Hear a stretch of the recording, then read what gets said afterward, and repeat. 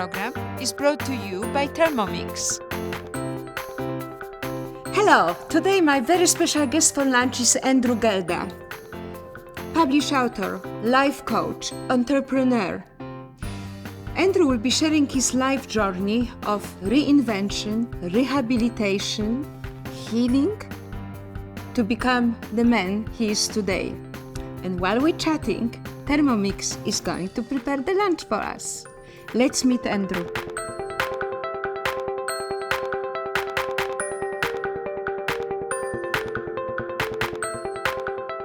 Hello, darling. Welcome to my show. Hello, darling, and thank you for having me. Oh, Andrew, what a journey.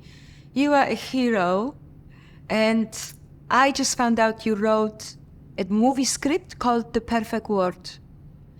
I can't help to say, what a title, and I will ask you about the movie later. Your own journey is far from a perfect world. Can you take me quickly back to your childhood? Sure, where it all begun. Exposed to family trauma. Had some struggles growing up with my parental situation, and after mum and dad broke up, there was definitely some struggles there. And you witnessed a suicide attempt from?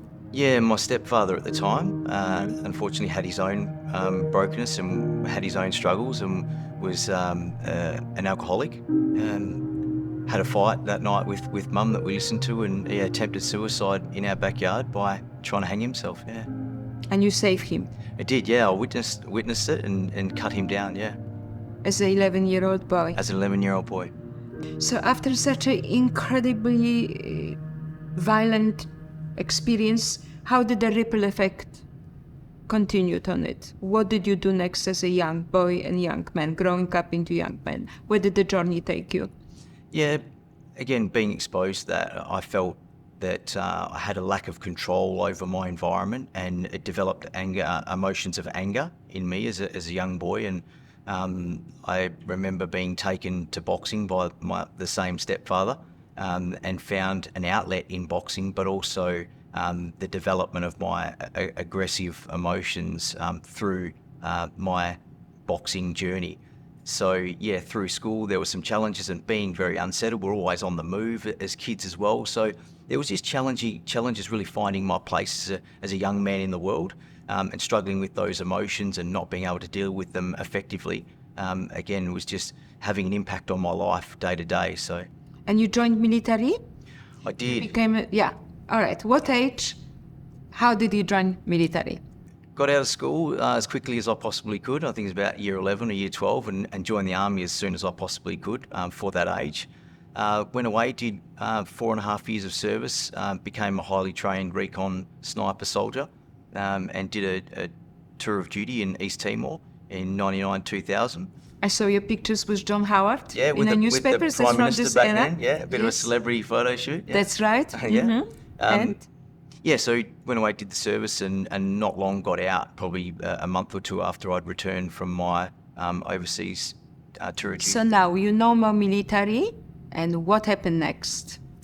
Yeah, so got out of the army, a little bit disenfranchised, had the experience, the overseas experience and being highly trained.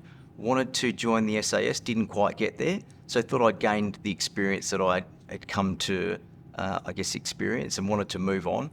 Returned home, and still suffering from my childhood trauma, and now impacted by my term of service overseas. So there were signs of post-traumatic stress disorder. It's my next question. Being very unsettled. So getting home and just being a young man, 21 years old, and wanted to experience life from a different perspective. And that again took another turn at that So juncture what happened next? Where did it take you? Yeah, so I got home again, and not wanting to fall into any structure and being free from something that was so regimented, right? So just wanted to let my hair down and I guess, just enjoy being free from the army. And again, I was trying to find my way and couldn't quite settle in. And it did. I started obviously drinking again and being exposed to recreational drugs, and I fell into, the underworld Not a guess, but you did fell into Underworld, correct? I did, yeah. And look, there's signs of looking for a brotherhood as well. Post the army, I was always, someone that was playing footy, heavily involved with my mates.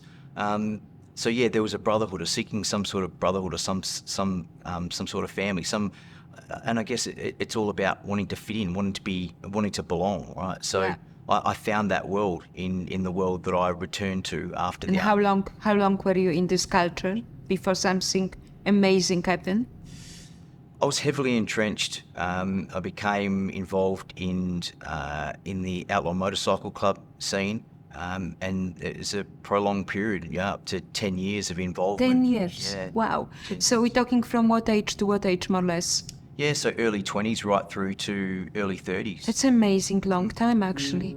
And then you had the close to death experience. Yeah, so Tell us about. in a nightclub, involved in an altercation with another outlaw motorcycle club, and there was a gun pulled, and I was subsequently shot twice, once through the chest and another through my neck, and it came close to my life being taken that night.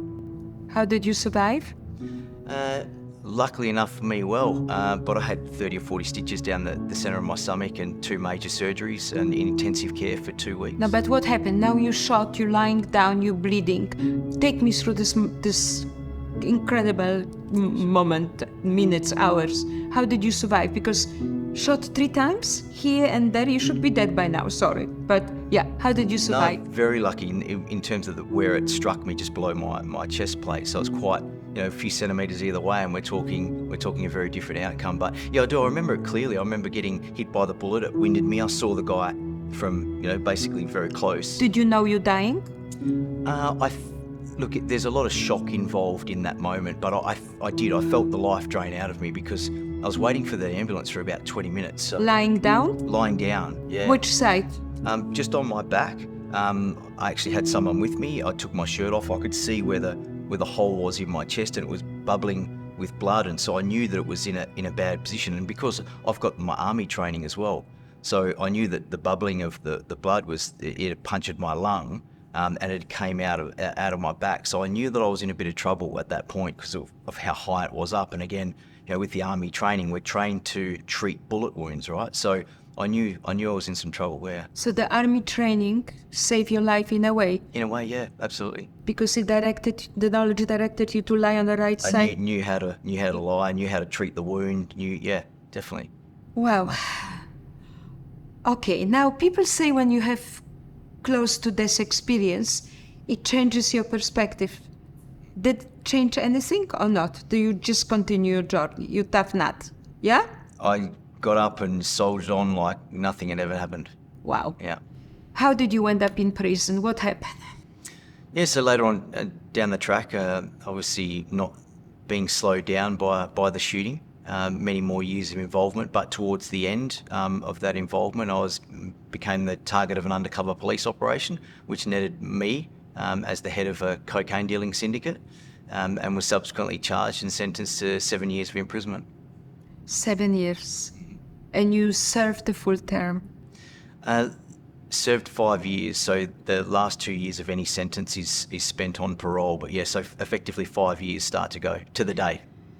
Now, please walk me through what happened in a prison to allow you to be who you are today. You were in a high security prison to start with, yes? Yeah, correct. Yeah, so every prison starts in maximum security. Yeah. So yeah, I did 6 months in maximum security, and luckily enough for me was assessed to skip medium security and go straight to minimum security. So yeah. And then you were lucky too? Very lucky. We're going from a concrete jungle to effectively what was a prison farm. Birds and trees and wildlife, and it was. I just knew when I arrived there that I had an incredible opportunity to, I guess, progress out of the fight or flight state that I was living in maximum security, and really, I guess, relax into the journey and maybe take something from the journey. And was there somebody you met that was, in a way, catalyst in a decision to change your future? Yeah, definitely a number of catalysts, but yeah, had some great shining lights in the prison chaplains and prison psychologists that I got to know, like, and trust very well over time. Yeah. And you say he asked you certain words. He did, yeah. So as we progressed our relationship and it became one of trust and respect, and I felt comfortable enough, we're having a conversation. He's like, well, how come you seem so angry all the time? And it allowed me to reflect on myself. And I said, well, how have you got yourself to be so peaceful? So there was a beautiful exchange, and he helped me understand that it was, that there were some things that I was dealing with internally that I hadn't quite processed, and allowed me to communicate that and really dive into what was the start of my own healing journey. Andrew, I cannot help to ask you again a little bit more information about the forgiveness journey.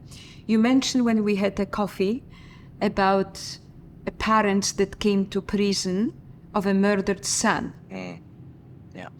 And you said to me, what I witnessed made me aware that if they could learn how to forgive, anybody can. Can you tell me the story again? I really have it.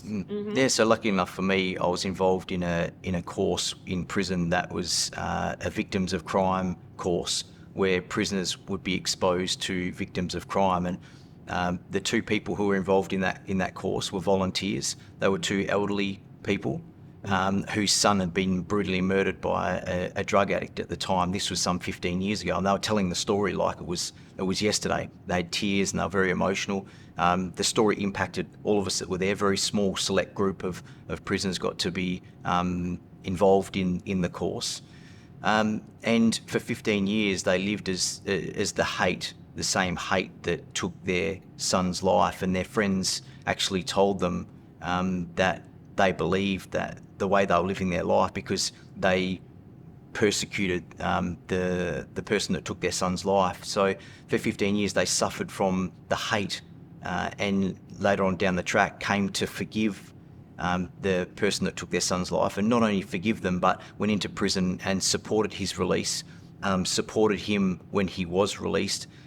He moved into their home, and he effectively became the son that was taken away from them by this particular gentleman. So that story impacted me very deeply, and I thought to myself, if they can forgive the person that took their son's life, I can certainly forgive someone that has hurt me, and I can also forgive myself. So that takes me back probably to your sentence that you said, forgiveness is not justification. Yes? That's right. Forgiveness is letting free by understanding how things developed. Oh, I mean, this is now like... That's right, and people get that wrong. People think that, how can I forgive someone that's hurt me so deeply? Because they think that in the forgiveness is the justification of the wrong. They're two very mutually exclusive parts of forgiveness. Forgiveness is not the justification of the wrong, it's the will to transcend the wrong. So absolutely, it's a key understanding. I can't help to think it should be a subject at high schools. Absolutely. I find that young generations are so judgmental. Society became so judgmental. Cancel culture. Boom, cancelled, removed because of the lack of ability and knowledge. Yes? So we've all got a journey, right? We've all got a past. And you're so right. As young people, we don't get exposed to understanding our emotions, and then we get into our later years, and all of a sudden we've got all these emotional components that we're struggling with, and it can have a huge impact. I know it had a huge impact in my life, and it wasn't until again later on that I got to understand the emotional components of who I was and who I'd become because of my past journey. What was the moment, the most life-turning moment that initiated your will to change your mindset? Consequently, what you achieve is incredible. 3 TAFE degrees, yes? Yeah. Please walk me through this. I don't want you to interpret how you feel, but tell me what happened. Yeah, sure. Look, it wasn't so much a moment. It was a building up of me understanding the fact is that I had another 5 years or 4.5 years by the time I'd got to minimum security. I had another 4.5 years of my life being spent in this facility. What was I going to do with that time? And I found I had 2 choices. I could become a better criminal. I could become more angry. I could be angry at the prison officers, angry at the prison population, or I could use every single day to my benefit to heal and to overcome and to learn and to grow and to develop myself. So I chose that journey with all that I was. I wanted to use every single day to better myself. I began studying. You had to work in the facility. So And what did you study? I studied a business degree. I completed a business degree and did 4 TAFE diplomas. So I was in business before, but I used the opportunity. And again, it was a mindset. It was a perspective to say, I'm here now. What can I do to become better? And yeah, it was really the catalyst was taking myself back, having the time, and I call it a blessing. Right, my time in prison was a blessing because what was I going to be with? Say it slower. One more time. It was. My time in prison was a blessing. Was absolutely. How do you come to it?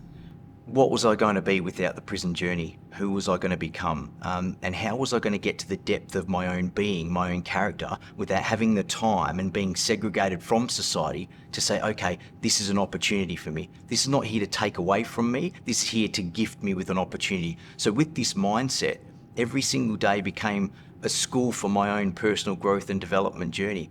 So yeah, it was a choice, a very, very clear choice to say that I'm here now and I'm going to use every single day to study and to balance myself spiritually, mentally, physically and emotionally so that when I am released, I can realise my fullest and greatest potential, which I'd never had the opportunity to in my past and growing up. So again, this huge opportunity confronted me and I wanted to grab it with both hands. Coming out of prison, did you experience obviously being rejected by society, corporate world? What was your first job when you came out of prison? Yeah, so lucky enough, I was accepted into a supervisory role and quickly progressed into project management. And for me, my journey outside of prison, progressing was very different because I knew that society was potentially going to judge me, but I didn't put that glass ceiling over my head and I chose to approach life wanting to be the most successful ex-prisoner that had ever walked the face of the planet. So I went about, I guess focusing on a vision that was so large that any judgment or any perception of me was going to be broken down by the way I was conducting myself and how I'd use that journey for my betterment. How fantastic, it obviously worked. So what does Andrew do now? What do you do now? Yeah, so getting out of prison, I went into business, found out that the business journey wasn't quite for me, and then progressed into following my passion and my purpose, and that was to use my experience and my journey to give back for the betterment of other people, and that is as a coach, mentor and holistic wellness practitioner. Again, helping. And you have a book coming out. What is the book going to be called? The book is called How to Find Hope and Heal Yourself, and again, it's the journey that any human being can undertake to become the best version of themselves. And you are a life coach, certified life coach? Yeah, that's correct. Incredible. Now, can we touch back on The Perfect World, the script that you wrote? What's Perfect World? Okay. Yeah, so during my time in prison, I just went on a journey, I guess, to express myself creatively and question, I guess, not just how I'd become the victim of my own past, but how I was creating my own world. So I started documenting a concept for a movie, as you know, called The Perfect World.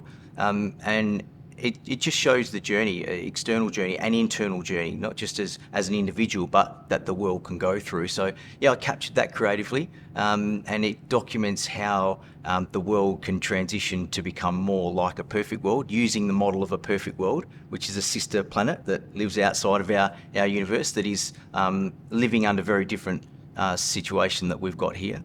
They have no fear, for example, no hate, no drugs, no violence.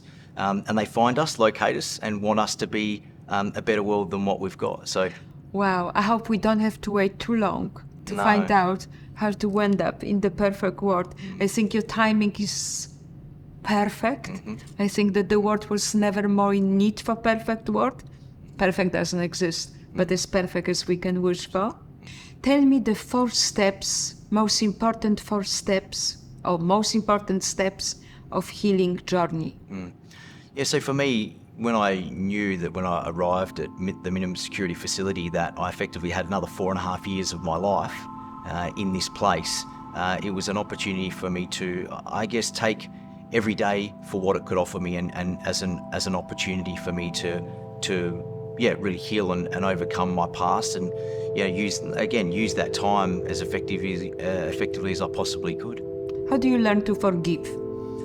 How did you learn to forgive? Yeah, so the two steps, the first two steps. The first place I chose to look into my own journey was in the mirror, right? And that was ownership.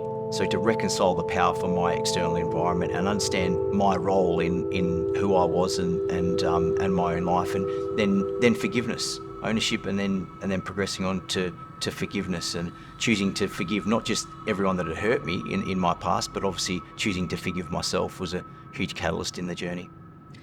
What would you tell Andrew, who would be 13 today?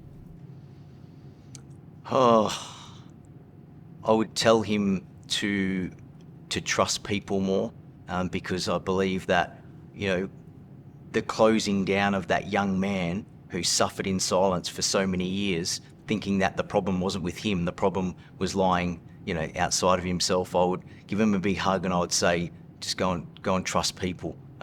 Love yourself and love people some more. And it's time for lunch. I can hear Thermomix letting us know. Look forward to it. I hope you like pumpkin soup. I love pumpkin soup.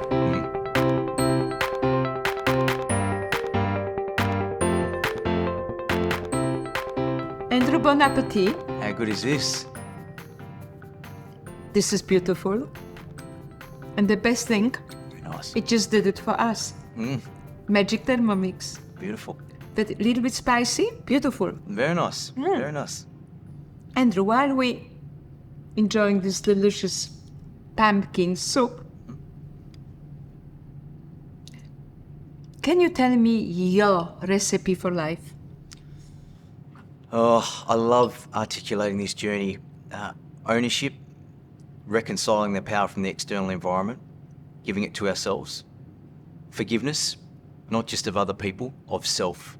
Forgive yourself. Let go. Reconcile yourself. Step 3, bring the broken parts of yourself back to be the whole and the best you that you can possibly be through self-love and self-care, which is not selfish, it's absolutely critical.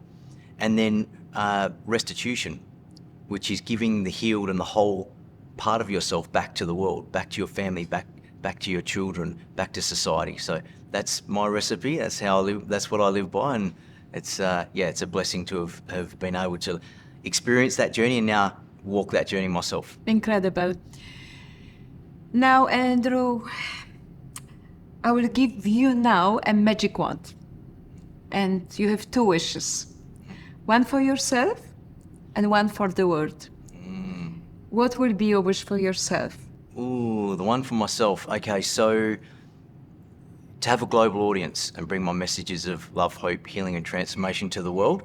So that would be for myself, my grand vision, and obviously through the movie, The Perfect World, it's bringing that voice to life. So to be on a global stage for myself, which is in alignment with my passion and purpose. So that's myself. Yes, for the world. For the world. Okay, so for the world, it's to understand that we're all one at the end of the day. That as human beings, we all want and need for the same things. We all need to eat, we all need to love, we all need to be safe and secure. So we have more commonalities than we do differences. And what's happening in the world at the moment, the wars, and we're progressing towards the end or the point of no return in terms of warfare and nuclear warfare. And at the end of the day, what are we fighting for? I don't think that there's any justification or any reasoning that we can't deal with as a world. So healing not just for the individual, but healing for the world as well. Absolutely. Thank you, Andrew. Thank you for sharing your incredible journey. And I wish you all the best. And thank you for creating the perfect world. And I can't wait to actually see it and be part of it. Thank you very much. Thanks for having me on, darling. Thank you.